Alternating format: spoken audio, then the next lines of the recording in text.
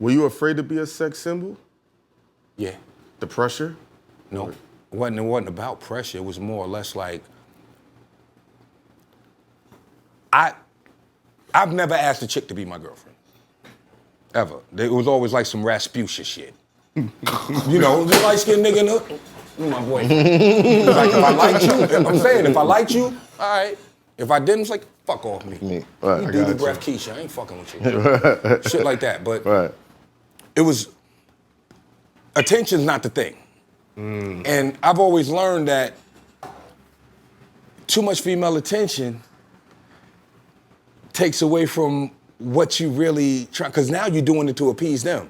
So it's like it's a look, and we know, I'm saying, they are focused on a lot of superficial things when it comes to a man, right? So now it's like, do I have to worry about my shoes now? Do I have to worry about smiling too much in too many girls' faces? Do I have to worry about who I hug now? Do I have to worry about who gonna be at the hotel when I get back there and shit? That kind of thing. Sound like married man questions. Huh? Did you? No, not really. But there have been, you could be put in uncomfortable positions. Yeah. And, you know, and in that moment, you could either be, they say don't meet your heroes. In that moment, you could either be the hero, or you can be the villain. This nigga ain't what I thought he was, kind of shit. And you worry about that kind of thing too, even though this is just you being who you are, being genuinely you. I asked that question for a particular reason, but I'm gonna double back on it because all of us had did an interview with Rock Wilder. And there's a reason I had asked you. The pressure was too much. It got to a moment, you know. Yeah, it got. We'll double back to that. Only time the pressure got too much for me was when I was popping E-pills. Same That was thing that Rock was said. fucking drugs and shit. What time period was that? Fuck, let me think. It was around the time when all that transitioning was happening, Rockefeller, Murder Inc. and you know, yeah. So in that era right there, we were all getting fucked up. I don't know what everybody else was on. I could only tell you what the fuck I was on. And it was on E-pill, alcohol, and weed. And I mean, wake up with them, go to sleep with them, all kind of shit. Like all day, all day process. And it got to a point where I was like, I couldn't eat. I was very addicted to these shits, and it was like I couldn't. But why? Something to do. Was it a create? Oh, I'm going in the studio. I cannot write. You can't write on no E-pill. You can't sit in no studio on no E-pill. No. Yeah. Some other dudes. I mean, some dudes probably can. Me, I ain't gonna front. I wrote a couple battles on the E-pill. That's that. Damn. Impressive. Lord have mercy. I can't create on shit like that. So for me, I remember vividly October 2000. I had a meeting with my crew, and I told them, I was like, New Year's, ain't none of us fucking with that shit no more. When the New Year's coming, it's gonna be 01, I was getting married.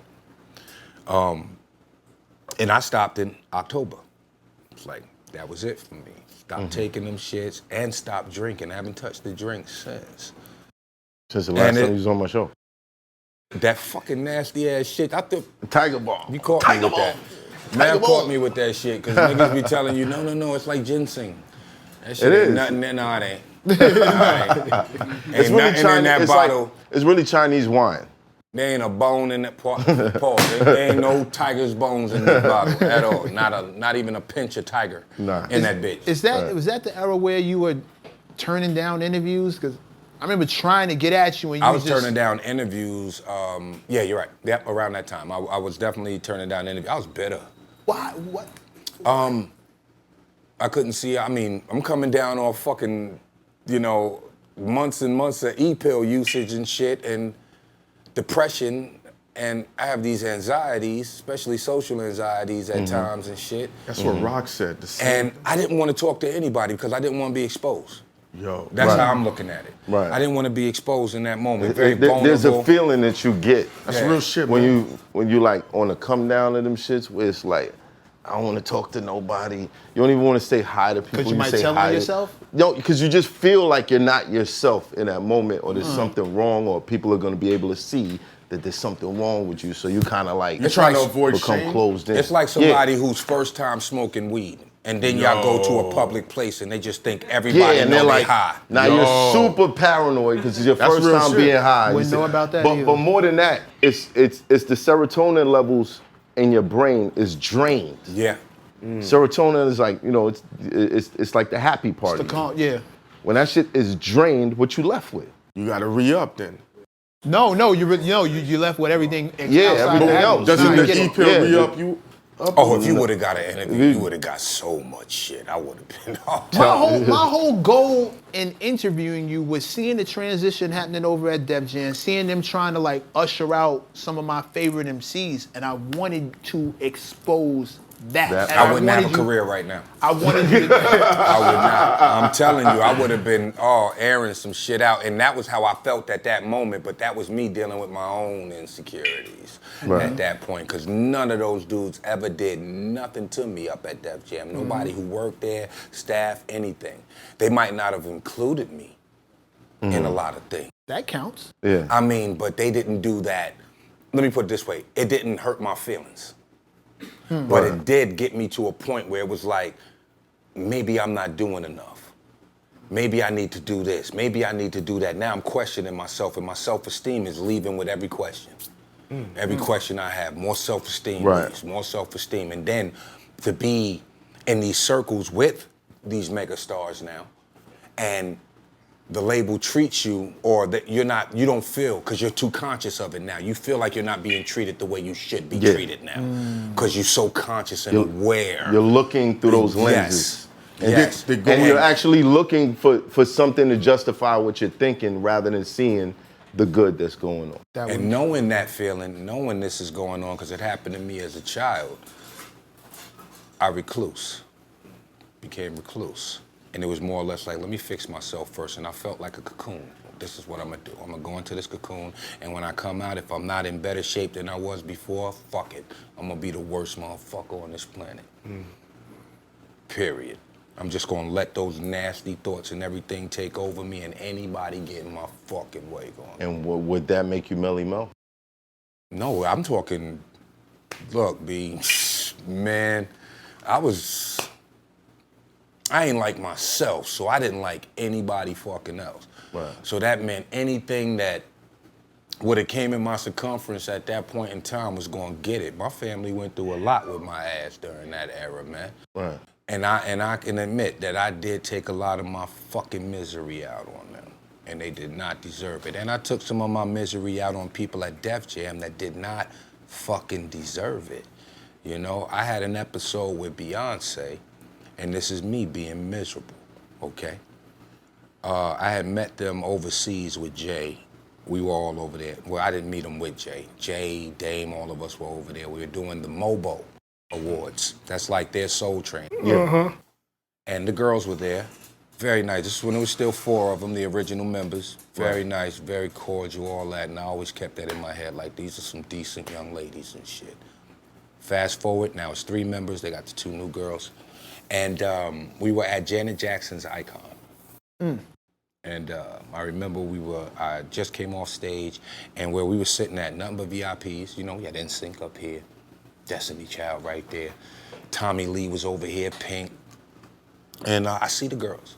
So, you know, I kind of moseyed out of my seat to go over and say what's up to them. Now, this is me still in my low self-esteem era. But I'm thinking like, okay, comfort zone here. I'm gonna say what's up to the girls. I love them. I'm just gonna say hi. I go over to say hi to them.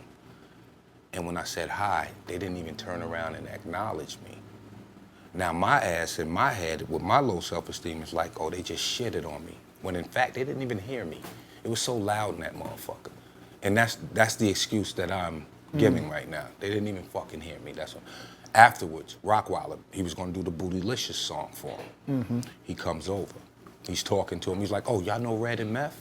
And they put their hands out to shake. And I kept my hand here and was like, go ahead with that Hollywood shit.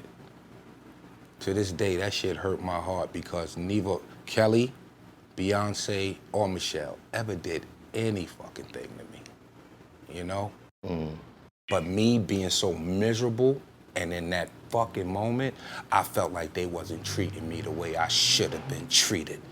Who am I to think that about these girls? They're here to promote themselves and break records and things of that nature. And it was not about me, it was about Janet fucking Jackson. You know? And to this day, man, like, I don't think I've ever apologized for that. I apologize to Beyonce, I apologize to Kelly Rowland and Michelle. Y'all did not deserve that at all.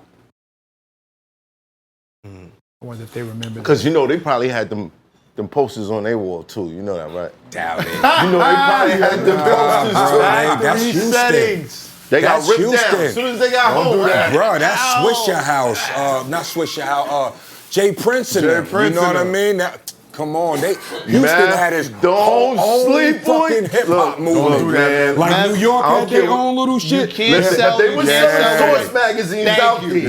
Yeah. You was on some chicks' walls. You can't. Just letting you know. You can't sell a record Just you letting you sold know. and not be out might there. not Like, be you gotta In Stop their stop. it. walls, But I'm you was telling you, on man, their I walls. used to walk in like, God damn, this nigga again. That's what's up. It's hot for trapper turn smack rapper. Only smack rapper that you know is smack rappers. Got bars I can hang with the backpackers. Trap star, I don't hang with the backpackers. I'm in the hood with the work you heard. Making fiends leave earth you heard. Got your baby mama thirst you heard. Feel the flow, nigga, throw it in reverse. This the wave you need to surf you heard.